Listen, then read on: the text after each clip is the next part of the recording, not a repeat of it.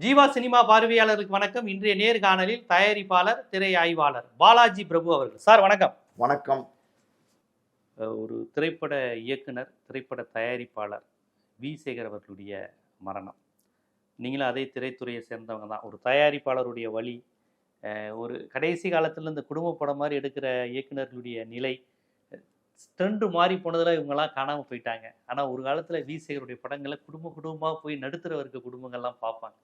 எப்படி செலவு பண்ணணும், எப்படி சிக்கனமாக இருக்கணும், ஏழை குடும்பம் எப்படி இருக்குது, பணக்கார குடும்பம் எப்படி இருக்குது, பக்கத்து வீட்டை பார்த்து ஆசைப்படாத, வீட்டில் பெருசுகள்லாம் அட்வைஸ் பண்ணுவாங்கல்ல கிளவிலாம், ஏய் பக்கத்து வீட்டு பார்க்காத, ஆசைப்படாத, பீத்திக்காத, என்கிட்ட அது இருக்குது இது இருக்குன்னு. இந்த மாதிரியான விஷயங்கள் சமூக விளிம்பியங்களை படமாக எடுத்தவர். ஒரு காம்பவுண்டு, ஒரு வீடு, ஒரு ஆஃபீஸு, ஒரு ஆட்டோ, ஒரு டூ வீலர், இவ்வளோதான் பார்த்த படமே. பெரிய ஹீரோக்கள் கிடையாது. நெப்போலியன், நாசர், லிவிங்ஸ்டன், வடிவேலு, கவுண்டமணி, செந்தில், அவ்வளவுதான். பெரிய ரஜினி, கமல், பிரபு, சத்யராஜ், விஜயகாந்த் யாருமே கிடையாது. இவங்களை வச்சு படத்தை எடுத்துருவாரு. மினிமம் பட்ஜெட் தான், நம்பி போகலாம். குடும்பத்தோட பெண்கள் போகலாம். ஆபாசம் இருக்காது, அநாகரிகம் இருக்காது. அந்த அவருடைய மரணம், உங்களுடைய நினைவுகள் என்ன? இல்லை, அதாவது சேகர் அப்படின்னா நல்ல குடும்ப படங்கள் எடுக்கக்கூடிய ஒரு இயக்குனர், மக்கள் இயக்குனர் தானே. சேகருக்கு பட்டமே பார்த்தீங்கன்னா மக்கள் இயக்குனர். நீங்கள் சொன்னீங்க, அதாவது இந்த ஒரு சின்ன ஒரு இந்த பக்கத்தில் வீட்டு பிரச்சனை, எய்த்து வீட்டு பிரச்சனை, ஒரு குடும்பத்தில் இருக்கிற பிரச்சனை, இதை பற்றியே எல்லா படங்கள்லையும் பேசியிருப்பார் அப்படின்னு சொன்னீங்க. அதுக்கு மெயினான காரணம் என்னன்னா, சேகர் சென்னை கார்பரேஷனில் வேலை பார்த்துருக்காரு. சென்னை மாநகராட்சியில வேலை பார்த்திருக்காரு. இந்த மலேரியா இதுக்காண்டி போய் இந்த இதெல்லாம் மருந்தெல்லாம் அடிப்பாங்கல்ல, அதுலதான் சேகர் அத கூட ஒரு படத்துல வடிவேல வச்சு காமிச்சிருக்காரு. ஆமா, வடிவேல வச்சு அவரை நினைவுபடுத்த அந்த காட்சி அமைச்சிருப்பாருன்னு நினைக்கிறேன். சோ அந்த மாதிரி பாத்தீங்கன்னா அந்த எல்லா ஏரியாவுக்கும் போக வேண்டியிருக்கும். நீங்க பாத்தீங்கன்னா சின்ன சின்ன எப்படி சொல்லுது, கிராமங்களுக்கு போக வேண்டியிருக்கும், சின்ன சின்ன இடங்களுக்கு போகணும். நகரத்திலே நீங்க எடுத்துக்கிட்டீங்கன்னா சின்ன குடிசை பகுதியில் போக வேண்டியிருக்கும். இப்படி போய் தான் அந்த மக்களுடைய வாழ்க்கை, அதை எப்படி இருக்கிறாங்க, அந்த மக்களுடைய வாழ்க்கை தரம் எப்படி இருக்கு, இயல்பான ஒரு மக்கள் எப்படி வாழ்றாங்க அப்படிங்கறத போய் பார்த்து அனுபவத்துல தெரிஞ்சுக்கிட்ட விஷயங்களை தான் சேகர் தன்னோட படத்துல சொல்லியிருக்காரு. ரொம்ப முக்கியம் என்ன தெரியுமா, சேகர் கிட்டத்தட்ட 35 வயசுக்கு அப்புறம் தான் சினிமாக்கே வந்திருக்காரு. 35 வயசுக்கு அப்புறம் தான் அது வருஷம் அரசு அதிகாரியா தான் இருந்திருக்காரு. ஒரு சந்தர்ப்பத்துல பாத்தீங்கன்னா, நம்ம பாக்யராஜ் படம் இருக்குல்ல, சின்ன வீடுன்ற படம், அந்த படத்தை பார்த்து, ஆமா, அந்த படத்தினுடைய ப்ரீவியூ ஷோன்னு சொல்லுவாங்கல்ல, படம் திரையிடுறதுக்கு முன்னாடி பார்ப்பாங்கல்ல, அந்த படத்தை பார்க்கறதுக்கான ஒரு வாய்ப்பு கிடைச்சிருக்கு. யாரோ ஒரு நண்பர் பாக்யராஜ் படம் சின்ன வீடு 2 நாள்ல ரிலீஸ் ஆக போகுது, பார்க்க போறேன் வரையா அப்படின்னு போய் படத்தை பார்த்துருக்காரு. படத்தை பார்த்துட்டு படம் வெளியில எல்லாரும் அந்த கூட்டமா வெளியில வரும்போது பாக்யராஜ் மாதிரி பிரபலங்கள் அங்க வருவாங்க. ஏன்னா அந்த ஷோவே விஐபிக்காண்டி, நடிகர்களுக்காண்டி போடுற ஷோவா தான் இருக்கும். அப்படி இருக்கும்போது சேகர் வாலண்டரியா போய் பாக்யராஜ்கிட்ட பேசியிருக்காரு. சார், உங்க படம் அப்படி இருக்கு இப்படி இருக்கு, அந்த படத்தை சின்ன வீடு படம் இருக்கு பார்த்தீங்களா, அதை அக்குவேர ஆணியா வேற பிரிச்சு விமர்சனம் பண்ணியிருக்காரு. இந்த இடத்துல இவ்வளவு சூப்பரா இருக்கு, இந்த இடத்துல இப்படி பண்ணியிருக்கிறீங்க, எல்லாமே ஹைலைட் பண்ணிருக்கீங்க, இதுக்கு முன்னாடி நீங்க எடுத்த முந்தானை முடிச்செல்லாம் என்ன மாதிரி படம் யாரால் எடுக்க முடியும், அந்த 7 நாட்கள் அது இதுன்னு பேச ஆரம்பிச்சிட்டாராம். பாக்யராஜே பாத்தீங்கன்னா 3/4 மணி நேரம் இவர்கிட்ட பேசிட்டு இருந்திருக்காரு. இவர் யாருன்னே தெரியாம 3/4 மணி நேரம் அந்த அளவுக்கு சப்ஜெக்ட், அந்த அளவுக்கு கண்டென்ட் இருந்திருக்கு, அந்த அளவுக்கு சினிமா பத்தின நாலேஜ் இருந்திருக்கு, அந்த அளவுக்கு கதையை விவாதம் பண்ணியிருக்காரு. பிரிச்சு சார் இப்படி பண்ணியிருந்தா நல்லா இருந்திருக்கும், அப்படி பண்ணியிருந்தா நல்லா இருக்கும், ஆனா உங்களை மாதிரி முடியாது, இது இப்படின்னு பேசினா 3/4 மணி நேரத்துக்கு மேல பேசிட்டே இருந்திருக்காரு. பேசிட்டே இருந்தோம்னா அவருக்கு பாக்யராஜ்கே ஒரு எண்ணம், அதாவது என்னடா யார் அவரு, என்ன இவ்வளவு பிரமாதமா பேசுறாரு அப்படின்னு. சார், உங்க பேர் என்ன அப்படின்னு விசாரிச்சிருக்காரு. என்னோட பேர் சேகர் சார் அப்படின்னு சொல்லியிருக்காரு. அப்படியா, ஓகே, ரொம்ப சினிமா நாலேஜ் இருக்கே, சினிமாக்கு வந்தா என்ன அப்படின்னு கேட்டிருக்காரு. என்கிட்ட உதவியாளரை பணியாற்றுங்களேன் அப்படின்னு சொல்லியிருக்காரு.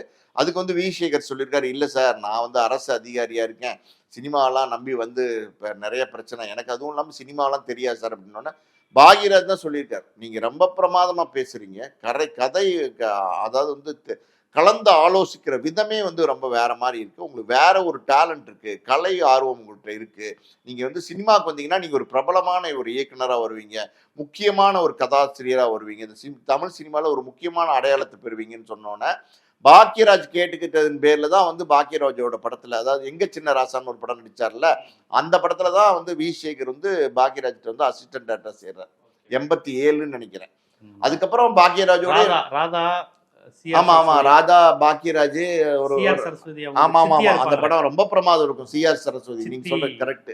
அதாவது வந்து அவங்க அதுல ஒரு காட்சி இருக்கும், நீங்க பார்த்திருப்பீங்களான்னு தெரியாது, இன்னைக்கும் மறக்க முடியாத காட்சி. பாக்கியராஜோடைய சித்தி அவங்க, அதாவது வந்து முதல் மனைவி இறந்து போயிருவாங்க, ரெண்டாவது சித்தியா வந்திருப்பாங்க அந்த சிஆர் சரஸ்வதி. அவங்க என்ன செஞ்சாலும் வந்து பாக்கியராஜ் நம்பர், என்ன பாம்பு செஞ்சாலும் பிடினா பாம்பு பிடிச்சிருவாங்க. பிடிச்சிருவாரு, என்ன செஞ்சாலும் பாக்கியராஜ் நடிச்சிருவாரு. ஆனா அவங்களுக்கு வந்து ரெண்டாம் தாரத்து பிள்ளைங்க இருக்கும். பாக்கியராஜ வந்து நம்ம அவங்க பிடிக்காது, அந்த சித்திக்கு ஆக்சுவலி பிடிக்காது. ஆனா பிடிச்ச சித்தி மாதிரி அவங்க நடிப்பாங்க அந்த படத்துல. பாக்யராஜ் வந்து சித்தி சொன்னா எதுவுமே தட்ட மாட்டார், என்ன என்ன சொன்னாலும் தட்ட மாட்டார். அப்போ ஒரு இடத்துல வந்து பாத்தீங்கன்னா, இந்த இந்த பாக்யராஜ் உயிரோடு இருந்தா நம்ம வாரிசுகளுக்கு இந்த சொத்து கிடைக்காதுன்ற ஒரு நிலைமை வரும்போது பால்ல விஷத்தை கலந்துருவாங்க அந்த சித்தி. அந்த டிராமா பாக்யராஜ் பண்ணிருப்பாரு, எக்ஸ்ட்ராடினரியா இருக்கும். அந்த எங்க சின்ன ராசால அவங்க வந்து சிஆர் சரஸ்வதி வந்து பாக்யராஜ் டம்ளரை கொடுப்பாங்க. இல்ல விஷ சாப்பிட்டதுக்கு அப்புறமும் நம்ப மாட்டாங்க. அதுதான் சொல்றேன், டம்ளரை கொடுக்கும் போதே சொல்லுவாங்க, டேய் நம்பாத, அவங்க வந்து விஷத்தை கலந்துருக்கிறாங்க, அதுல விஷத்தை கலந்துருக்காங்க. எங்க சித்தி எதுவுமே பண்ணியிருக்க மாட்டாங்க, யாருமே எதுவுமே சொல்லாதீங்கன்னு சொல்லிட்டு அவங்க சரஸ்வதியும் நிற்பாங்க. அவங்க ரியாக்ஷனும் கட் பண்ணுவாங்க, பாக்யராஜும் பார்த்தீங்கன்னா ரியாக்ஷன் கட் பண்ணுவாங்க.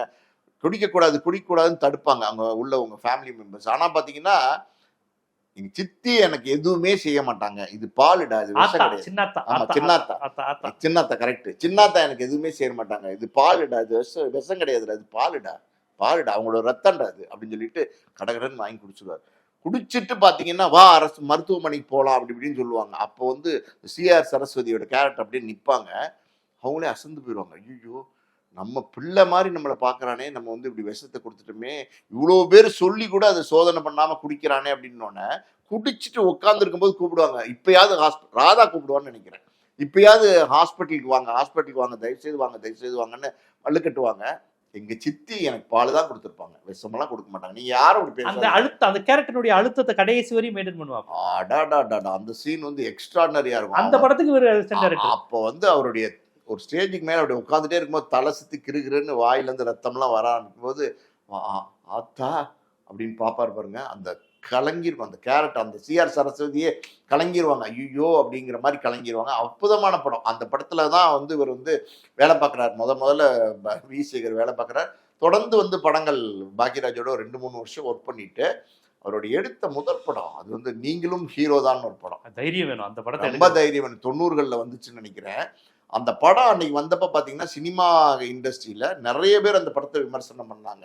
அதாவது ஒரு சினிமாக்காரனா இருந்துகிட்டு ஒரு ஹீரோவுடைய முகத்திரையை கிழிச்சிருக்கீங்களே, அதாவது தோலை உரிச்சு தொங்க போட்டுப்பார் சார். ஒரு ஹீரோ அவன் எந்த அளவுக்கு ஏமாற்றுக்காரன், எந்த அளவுக்கு மோசடியானவன், எந்த அளவுக்கு மக்களை நம்ப வைக்கிறவன், எந்த அளவுக்கு உண்மை இல்லாதவன் அப்படிங்கிறது வந்து தோலை உரிச்சு காமிக்கிறதா சொல்லுவாங்கல்ல, அந்த மாதிரி பார்த்தீங்கன்னா தோலை உரிச்சு காமிச்சிருப்பார் சார். என்ன படம் அது மக்கள் வந்து பெருசா அந்த படத்தை கொண்டாடினாங்க. அந்த அளவுக்கு பிரமாதமா சொல்லியிருப்பாரு. அதாவது அந்த ஹீரோ வந்து மக்களை எப்படி ஏமாத்துறாங்கிறத காமிச்சிருப்பாரு. இந்த கரூர் சம்பவம் இருக்கு பார்த்தீங்களா, இந்த சம்பவத்தோட நீங்க கனெக்ட் பண்ணீங்கன்னா கிட்டத்தட்ட பார்த்தீங்கன்னா அந்த படம் வந்து 35 வருஷம் ஆச்சு. 35 வருஷத்துக்கு முன்னாடியே இப்படி ஒரு படத்தை எடுத்திருக்காரு. பெரிய விஷயம். ஒரு ஹீரோ வர்ஷிப், அந்த ஹீரோ வர்ஷிப் போய் தானே இப்படி ஒரு 41 பேர் உயிரிழந்து போனாங்க. அன்னைக்கே சொல்லியிருக்காரு. அதுதான் ஒரு திரையில பாக்குற நடிகனை தரையில பார்க்க ஆசைப்பட்டு தானே இந்த 41 பேர் இழந்து போயிருக்காங்க. அது அன்னைக்கே அந்த நீங்களும் ஹீரோ தாங்கிற படத்துல சொல்லியிருப்பாரு. அந்த படத்துல நிலக்கல் நடிச்சிருப்பாரு.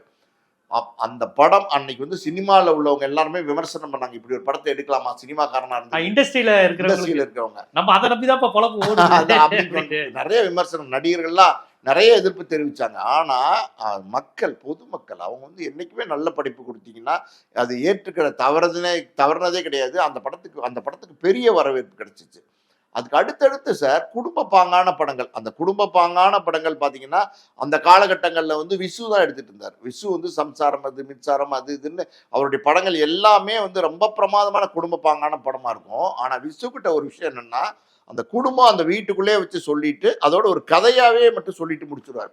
ஆனா வி சேகர்ட்ட ஒரு ஸ்பெஷாலிட்டி என்னன்னா, அதே மாதிரி குடும்ப பாங்கான படம், அதுல வந்து ஹிலாரியஸ் காமெடி இருக்கும். நீங்க வந்து வி சேகர் பயன்படுத்தாத காமெடி நடிகர்களே இல்ல. அதாவது கவுண்டமணியில இருந்து, செந்தில்ல இருந்து, வடிவேல், முதல் படத்திலே கவுண்டமணி செந்தில், அதான் சொல்றேன், விவேக்ல இருந்து, மனோரமால இருந்து, கோவை சரண்ல இருந்து, வையாபுரி, சார்லி கீர்லி, யார் இருக்காங்களோ ஒரு மொத்த ஒரு காமெடி பட்டாலுமே வி சேகரோட படத்துல இருக்கும்.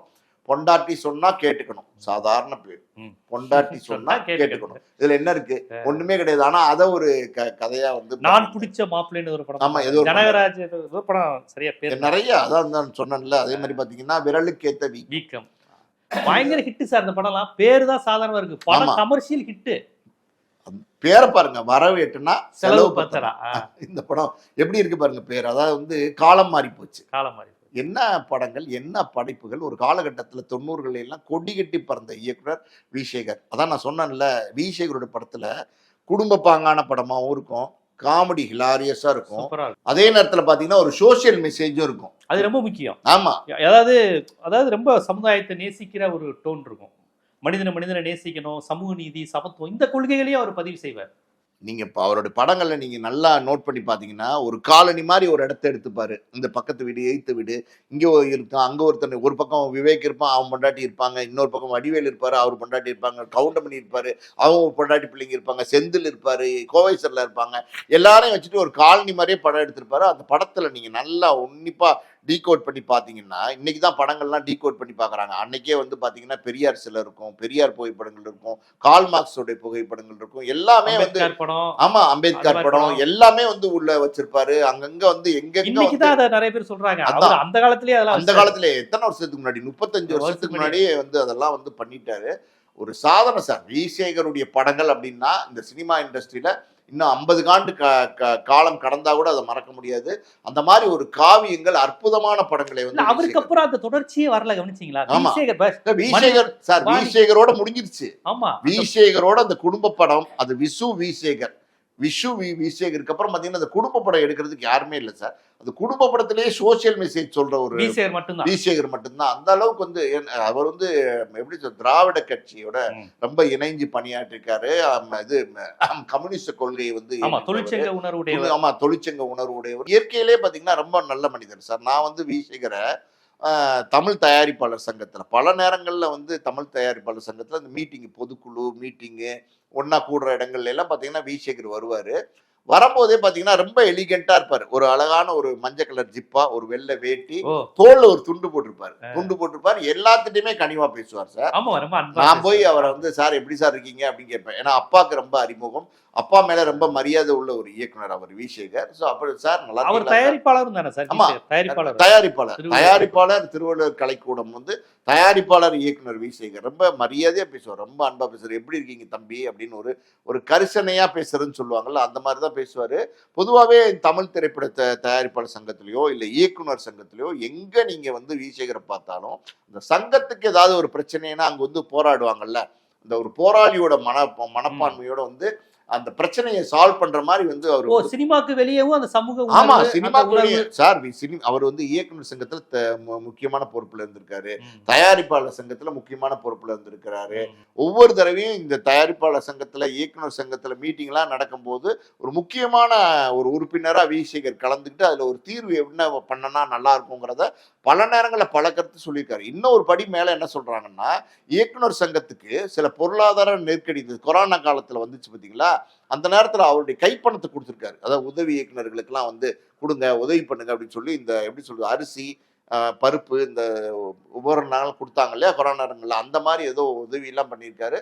ஸோ எல்லா நேரங்கள்லையும் சார் எல்லாருக்கும் இனிய மனிதனா ஒருத்தர் இருக்க முடியுமா, எல்லாருக்கிட்டையும் அமைதியான, எல்லாருக்கும் பிடித்த ஒரு மனிதனா இருக்க முடியுமா அப்படின்னா வி சேகர் அப்படி இருந்தார். வி சேகர் அப்படி இருந்தார். கடைசி காலத்துல வி சேகர் சார் கொஞ்சம் பொருளாதார ரீதியா நிறைய கஷ்டப்பட்டாரு, ரொம்ப சிக்கல்ல மாட்டிட்டார். அதாவது வந்து ரொம்ப சிக்கல்ல மாட்டிட்டார். அது காரணம் என்ன அப்படின்னா, அவர் ஏன்னு ஒரு படம் எடுத்தார், சரத்குமார் ஹீரோ, ஏ வெங்கடேஷ் டைரக்டர். அந்த படம் வந்து அவர் பெருசா கை கொடுக்கல. அது வந்து பெரிய அளவுல வந்து தோல்வி, மசாலா படம், அது மசாலா படம். ஆனா ஆமா, பல நேரங்கள்ல நீங்க பாத்தீங்கன்னா இந்த எடுத்த தயாரிப்பாளருக்கு பெரிய லாபம் ஈட்டி கொடுத்துருக்காரு, நஷ்டமா இருந்திருக்கும். ஆனா வாங்கினவங்களுக்கு பெரிய வந்து காசு கொடுக்கும். ஆமா, நம்ம உதாரணமா சொல்லணும்னு வச்சுக்கோங்களேன், இப்ப மதகத ராஜான்னு ஒரு படம் வந்துச்சு இல்லையா, அது ஜெமினி பிலிம் சர்க்கியூட் தான் எடுத்தாங்க. அந்த தயாரிப்பாளரே தற்கொலை பண்ணிட்டு போயிட்டு செத்துட்டாரு. அந்த படத்தை ரிலீஸ் பண்ண முடியல, ஏகப்பட்ட பொருளாதார நெருக்கடி இருந்துச்சு. இன்னைக்கு பாருங்க 13 வருஷம் கழிச்சு வாங்கின விநியோகஸ்தர்களுக்கு எல்லாம் பெரிய லாபம். சம்பந்தமே இல்லாம மனோபாலம் இல்ல, யாரும் இல்ல, கோடி செத்துட்டாரு. ஆமா, ஆனா அந்த படத்துல செத்த மாதிரி நடிச்சு படம் பயங்கர ஹிட், அது கோடிகள் அள்ளி கொடுத்துருச்சு. இந்த மாதிரி வந்து நீங்க ஒரு காதலுக்கு மரியாதை படம் இருக்கு பாத்தீங்களா, அது சங்கிலி முருகன் தான் தயாரிச்சாரு. ஓ. சங்கிலி முருகன் வந்து ஒரு பட்ஜெட்ல தயாரிச்சு ரொம்ப ரொம்ப சின்ன லாபம், ரொம்ப சின்ன லாபத்துக்கு வந்து ஆஸ்கார் பிலிம்ஸ் ரவிச்சந்திரன்ட்ட ஃபர்ஸ்ட் காப்பி பேசிஸ்ல முழு படத்தையும் ஒப்படைச்சிட்டாரு. வாங்கின ஆஸ்கார் பிலிம்ஸ் ரவிச்சந்திரன் தான் கோடிகள்ல கொட்டுச்சு. ஓகே. சங்கிலி முருகனுக்கு அதுல பெரிய லாபமா அப்படின்னா லாபம் இல்ல, அதாவது நஷ்டம் இல்ல, ஆனா லாபம் கிடையாது. பெரிய பெரிய லாபம்னு சொல்ல முடியாது. இளையராஜா கூட வாங்குற மாதிரி இருந்துச்சு சொன்னாங்க. பாவலர் கிரியேஷன்ஸ் இல்ல ஆஸ்கார் பிலிம்ஸ் ரவிச்சந்திரன் வாங்கிட்டாரு. வாங்கி அந்த படம் வந்து கொட்டி முழங்குச்சு. தியேட்டர்ல வந்து கொட்டி முழங்குச்சு. அந்த படத்தினுடைய லாபம் ஃபுல்லா வந்து ஆஸ்கார் பிலிம்ஸ் ரவிச்சந்திரன் தான் என்ஜாய் பண்ணாரு. படம் போக போக பிக்கப். ஆமா, இதே மாதிரி சினிமால நிறைய விஷயங்கள் இது மாதிரி நடக்கும் சார். அந்த மாதிரி பாத்தீங்கன்னா ஏஐ படம் வந்து ஓரளவு பரவலான கமர்ஷியல் படமா இருந்தா கூட வி சேகருக்கு ஒரு நஷ்டத்தை தான் கொடுத்துச்சு. அதை விட வி சேகர் இருந்திருந்தா கூட பிரச்சனை வந்திருக்காது. அதுக்கப்புறம் வி சேகர் என்ன பண்ணாருன்னா இன்னொரு படம் தயாரிக்கிறாரு, சதுரங்கம்னு ஒரு படம். சதுரங்கம் ஆமா ஆமா பழகருப்பையா வந்து டைரக்ட் பண்ணாரு. ஸ்ரீகாந்த் படமா? ஸ்ரீகாந்தும் சோனியா அகர்வால் கரெக்டா புடிச்சிட்டீங்க. ஸ்ரீகாந்த் சோனியா அகர்வால் படம் இருக்கு பாத்தீங்களா, அந்த படம் வந்து வி சேகர் தயாரிச்ச படம் தான். அந்த படமும் பாத்தீங்கன்னா ஒரு 4-5 வருஷத்துக்கு மேல பெட்டிக்குள்ளே இருந்துச்சு. வியாபாரமே பண்ண முடியல. ஆமா, அந்த மாதிரி வியாபாரமே பண்ண முடியாம அது ஒரு 4-5 வருஷத்துக்குள்ள பெட்டிக்குள்ளே இருந்து அதுல பெரிய கடன் சுமையாகி அதை ரிலீஸ் பண்றதுக்கு பெரிய போராட்டத்துக்குள்ள போய் எப்படியோ அதை ரிலீஸ் பண்ணான்னு வச்சுக்கோங்க, அது டோட்டலாவே லாஸ் அந்த படத்துல. இன்னொரு பக்கம் அதோடய இருந்திருந்தா கூட பரவாயில்ல, அதுக்கு மேல ஒரு படி போய் தன்னுடைய மகன், அவரோட பேர் வந்து Karl Marx, Karl Marx communist சிந்தனையோட மகனுக்கு அந்த பேர் வச்சிருக்காரு. அவரை வந்து ஹீரோ ஆக்கணும். நம்ம வந்து இந்த சினிமால ஒரு தயாரிப்பாளர் இருந்தோம், படங்கள்லாம் தயாரிச்சோம். இன்னைக்கு நம்ம வந்து பணத்தை நிறைய இழந்துட்டோம், நம்ம பையனை வச்சு விட்டதை பிடிக்கணும் அப்படின்னு சொல்லி என்ன பண்றாரு, சரவண பொய்கை அப்படின்னு ஒரு படத்தை பையனை வச்சு எடுக்கிறாரு. அந்த பையனை வச்சு எடுத்த அந்த படம் இருக்கு பாத்தீங்களா, கிட்டத்தட்ட 1.5 கோடி ரூபா போட்டு 1 பைசா திரும்பி வரல. அது ரிலீஸ் ஆச்சா ரிலீஸ் ஆகலையான்னு கூட தெரியல, யாருக்கும் பெருசா தகவல் இல்லை. அந்த மாதிரி பையனை வச்சு எடுத்து அது கடைசியா வந்து ரொம்ப நஷ்டத்துக்கு ஆயிட்டாரு, ரொம்ப பொருளாதார சிக்கல்களை மாட்டிட்டாரு. ரொம்ப வெளிப்படையா சொல்லணும்னா வருத்தமா இருக்கு. அதாவது எவ்வளவு படங்கள், கிட்டத்தட்ட 18-20 படங்கள் தயாரிப்பாளராகவும் இயக்குனராகவும் இருந்து பல வெற்றி படங்கள் கொடுத்த வி சேகர் அவருடைய மகன் கார்ல் மார்க்ஸை வந்து ஹீரோவாக்கி பார்க்கணும், அழகுபடுத்தணும், எப்படியாவது ஒரு ஹீரோவை கொண்டு வரணும்னு ஆசைப்பட்டு சரவண பொய்கைன்னு அவருக்காண்டி ஒரு படம் எடுத்தார். கோடிகளில் 1.5 கோடி ரூபா அந்த காலகட்டங்களே செலவழிச்சாரு. அப்படிப்பட்ட அந்த படத்தால நஷ்டம் ஏற்பட்டு அந்த மகன் இருக்கார் இல்லையா கார்ல் மார்க்ஸ், நீங்க கூட நேத்திக்கு ஒரு பதிவு ராபிடோ ஓலா அது ஓட்டு டிராவல் பண்ணிட்டேன் சார். டிராவல் பண்ணிட்டு யதார்த்தமா கேட்கிறேன், பேரு கார்ல் மார்க்ஸ். யாருன்னு பார்த்தா டாக்டர் வி சேகரோட பையன்.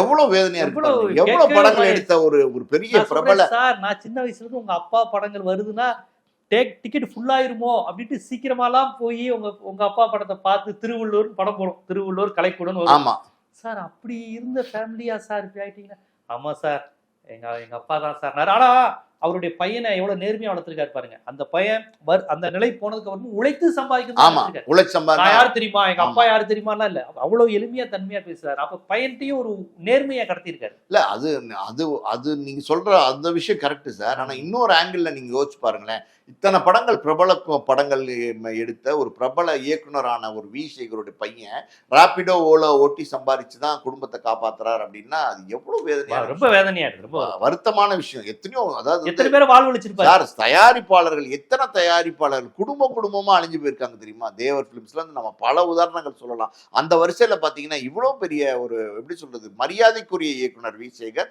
இந்த சொசைட்டிக்கு அவ்வளவு நல்ல படங்களை கொடுத்தவர் வி சேகர். அதாவது அவருடைய படத்துல வந்து ஒரு வெரசமோ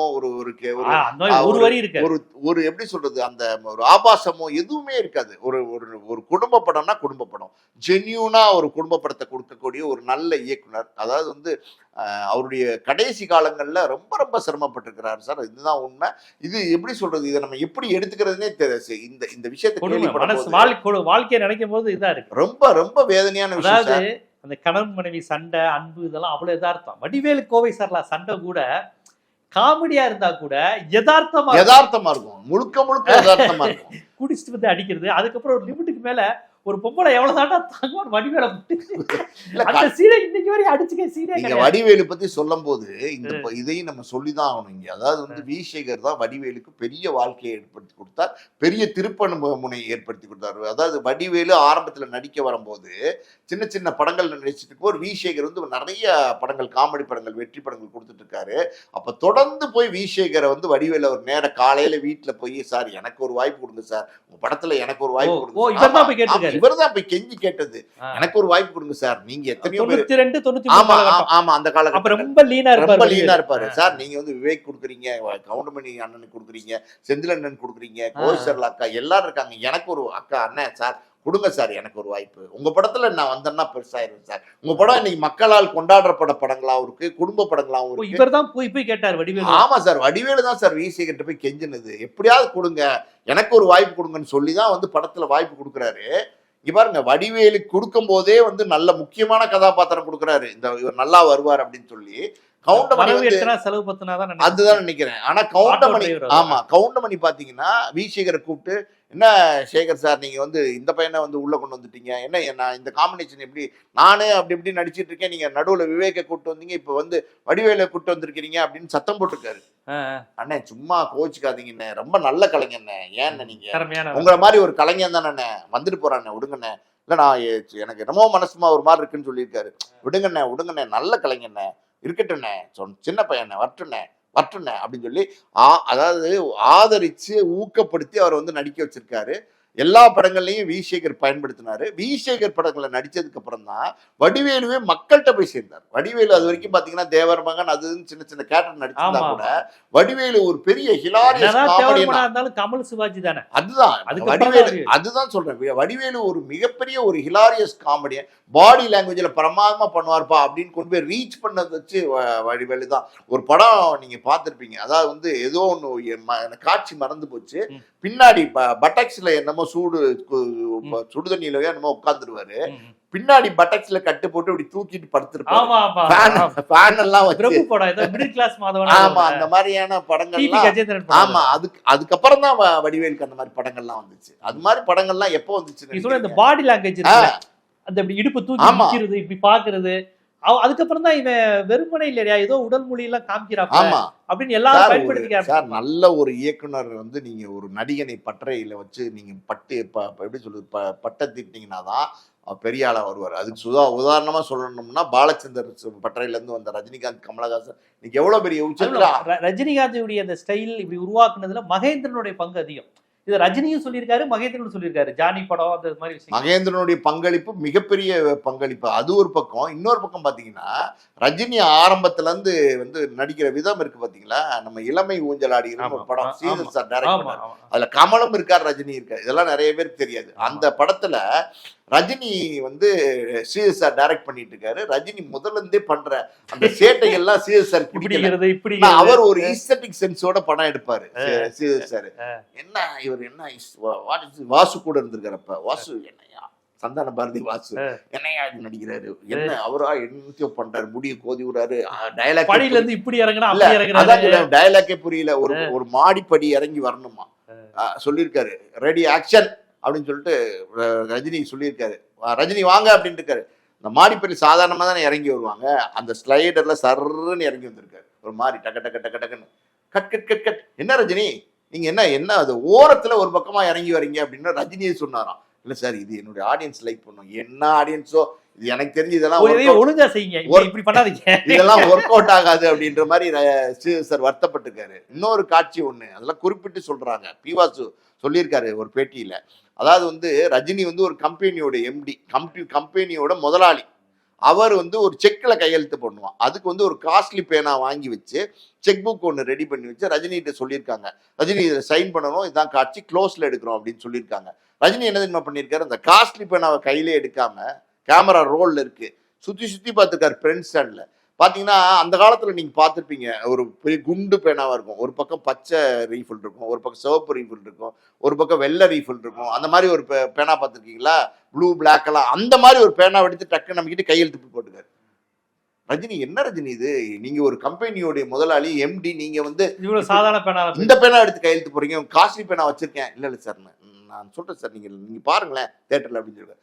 தியேட்டர்ல பார்த்துட்டு ஸ்ரீதர் சாரே ஆச்சரியப்படுகிறார். என்னடா இது இப்படி ஒரு, ஏதாவது எந்த ஃபார்முலாவுக்கும் கட்டுப்படாம ஒரு நடிகன் உள்ள வந்து நடிக்கிறாரு, அவரோட படத்தை பார்க்கறாங்க அப்படின்னு பாலச்சந்தர் நம்ம சொல்லணும். எதுக்கு நான் இந்த இது எதுக்கு சொன்னேன்னா, இப்படி நிறைய விமர்சனங்கள் வரும்போது ரஜினி போய் பாலச்சந்தர்ட்ட கேட்டிருக்காரு. சார் உங்ககிட்ட கொஞ்சம் பேசணும் அப்படின்னு சொல்லிருக்காரு. என்ன சொல்லுங்க ரஜினி அப்படின்னு கேட்டிருக்காரு. அப்ப பாலச்சந்தர்ட்ட ரஜினி கேட்டிருக்காரு, சார் நான் ஸ்பீடா பேசுறது, இந்த கன்னடம் தமிழ் கலந்த மாதிரி ஒரு தமிழ் பேசுறது, முதிய கோடி விடு அப்படி இப்படி நடந்து வருது ஸ்டைலு, அதெல்லாம் டைலாக் டெலிவரி ரொம்ப ஸ்பீடா இருக்கு, கொஞ்சம் மாத்தணும்னு சொல்றாரு. கமல் கூட சொல்றாரு, சார் கொஞ்சம் ரஜினி ஸ்டைல்ல ரொம்ப நாளைக்கு தாங்காது, நீ கொஞ்சம் நடிக்க கத்துக்குங்கன்னு சொல்றாரு சார். என்ன சார் செய்யறது அப்படின்னு கேட்டிருக்காரு. பாலச்சந்திரன் சொல்லிருக்காரு, ரஜினி உன்னுடைய எக்ஸ்க்ளூசிவ் ஸ்பெஷாலிட்டியே வந்து இதுதான், அதை விட்டுறாத, இதை விட்டுறாத, யார் சொன்னாலும் கேட்காத, நீயா இரு, நீ சக்சஸ் ஆகுன்னு சொல்லியிருக்காரு. ரஜினி அதுக்கப்புறம் தான் ஒரு நம்பிக்கை வந்து அவர் நடிக்க ஆரம்பிச்சிருக்காரு, அது தொடர்ந்து நடிக்க ஆரம்பிச்சிருக்காரு.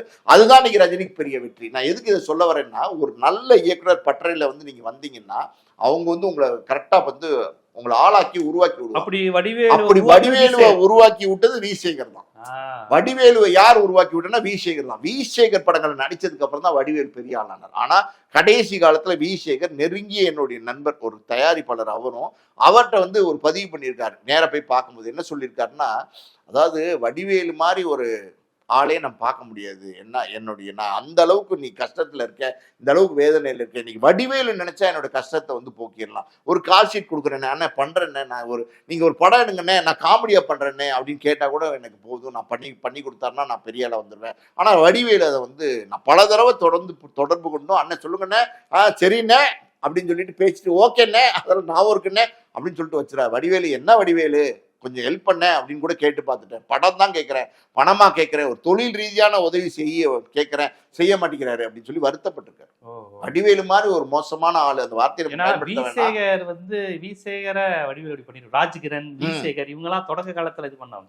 ஆனா வடிவேலு வந்து அப்படி பண்ணார். வடிவேலு ஒரு அபாரமான கலைஞர் வடிவேலு, அவருடைய திறமை, அதாவது இந்த எப்படி சொல்றது, இந்த நூற்றாண்டின் மிகச்சிறந்த கலைஞன் வடிவேலு. அதுல வந்து எந்த சந்தேகம் கிடையாது. அப்படி வந்து காமெடி மட்டும் இல்ல, பாடி லாங்குவேஜ்ல நடிக்கிறதுக்கு, பாடி லாங்குவேஜ்ல வடிவேலு அடிச்சுக்கிறதுக்கே ஆள் இல்லை. அந்த மாதிரி ஒரு மகா கலைஞன் வடிவேலு. அதுல ஒன்றும் சந்தேகம் இல்லை. நிறைய பேருக்கு வடிவேலு உதவிகளும் செஞ்சிருக்காரு. ராஜ்கிரண் கஷ்டப்படும்லாம் உதவி செஞ்சிருக்காரு. ஆனா இந்த விசேகருக்கு வந்து ஏதாவது உதவி செஞ்சிருக்கலாம் வடிவேலு. அது படத்துல கூட நடிச்சிருந்திருக்கலாம். அதான் ஒரு படம் தான், வேற என்ன சார், ஒரு படத்துல முழு படமே நடிக்க வேணாம் சார். நீங்க இந்த ஒரு 2-3 புதுமுகங்களை போடுங்க, ஒரு 6 நாள் உங்களுக்கு தேதி தர, நீங்க எடுத்துங்க, என்னை வச்சு வியாபாரம் பண்ணிக்கங்கன்னு சொன்னா, இன்னைக்கு யோகி பாபு ஒரு படத்துல நடிச்சா வியாபாரம் பண்ணலாம் சார்.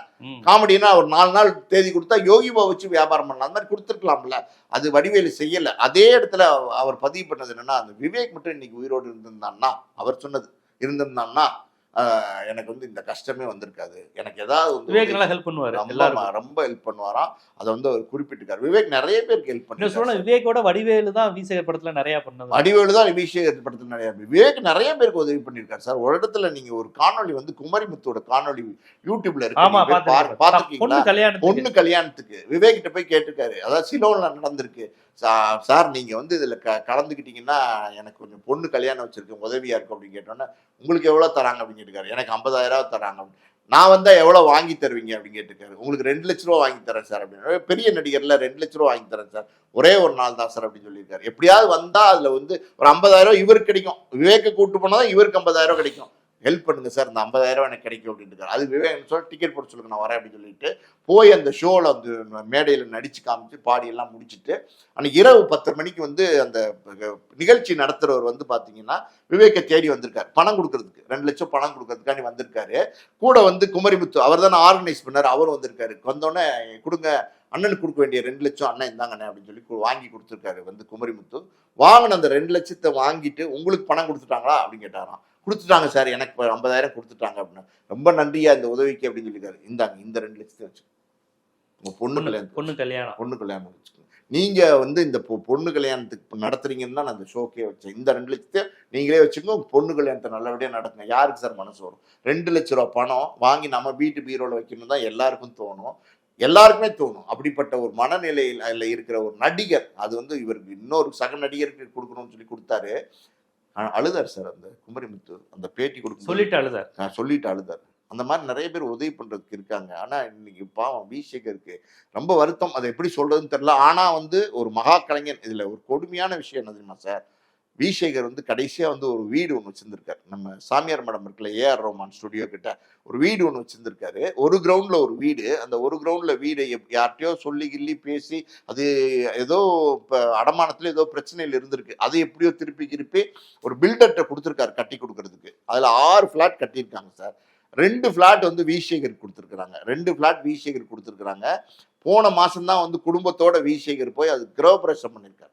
வீட்டுக்கு வந்து கிரகப்பிரவேசம் பண்ணியிருக்காரு. கிரகப்பிரவேசம் பண்ணிட்டு தை மாசம் பொங்கல் அன்னைக்கு வந்து நம்ம குடி போலாம் அப்படின்னு நாள் குறிச்சு பொண்டாட்டி பிள்ளைங்களோட 1.5 மாசம் தான் இருக்கு. ஒரு 1.5 மாசம். தை மாசம் போலாம். கிரகப்பிரவேசம் பண்ணியாச்சு. புது வீடு. நம்ம தை மாசத்துல நம்ம குடி போலாம். நம்ம கஷ்டமெல்லாம் தீர்ந்துருச்சு. இந்த வீட்டுக்கு வந்தாச்சு. இனிமே நிம்மதியா இருக்கலாம்னு சொல்லி இருக்கிற நிலைமையில பாத்தீங்கன்னா திடீர்னு பாத்ரூம் போனவர் கீழே விழுந்துட்டார். மூளை நரம்பு வெடிச்சிருச்சுன்னு சொல்றாங்க. பிரெயின் ஸ்ட்ரோக்குன்னு சொல்லுவாங்க. பிரெயின் ஹெமரேஜ்னு சொல்லுவாங்க. அந்த மாதிரி வெடிச்சு அன்கான்சியஸ் ஆயிட்டார் போல. 15 நாளாவே வந்து மருத்துவமனையில வந்து காப்பாற்ற முடியாத ஒரு சூழ்நிலையில கவலைக்கிடமா தான் இருந்திருக்கிறாரு. அவரை வந்து இப்ப நேற்றுக்கு இறந்து போயிட்டார். பாவம், ரொம்ப வேதனை. இப்ப இதுல என்ன தெரியுமா ரொம்ப வேதனையான ஒரு விஷயம், அந்த வீட்டுக்கு அவர் குடியே போகல. இன்னைக்கு அவருடைய பாடி அவர் எடுத்துட்டு டேரக்டர்ஸ் யூனியன் அவங்க ரொம்ப மரியாதை பண்ணியிருக்கிறாங்க.